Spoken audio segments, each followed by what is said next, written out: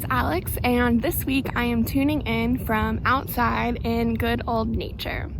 And there are a few reasons for this. One reason is I just needed to get out of my house, especially with being in a shelter-in-place, and during these times I've been in my house a lot and I really just needed some fresh air. So I decided to just come by the closest park.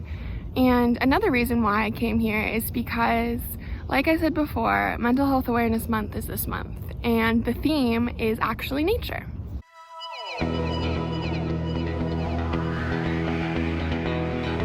Even small contacts with nature can really improve our overall mental health and just give us a little bit of time to de-stress. Being in nature, or even viewing scenes of nature, reduces anger, fear, and stress, and increases pleasant feelings.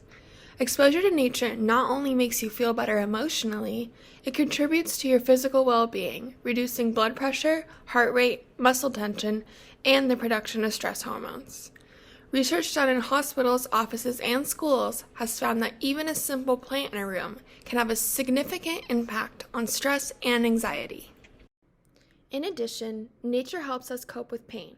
Because we are genetically programmed to find trees, plants, water, and other nature elements engrossing, we are absorbed by the nature scene and distracted from our pain and discomfort.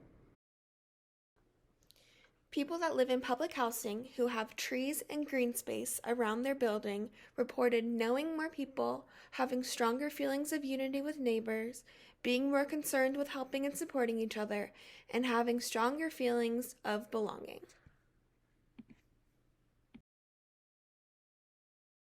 Nature is all around us.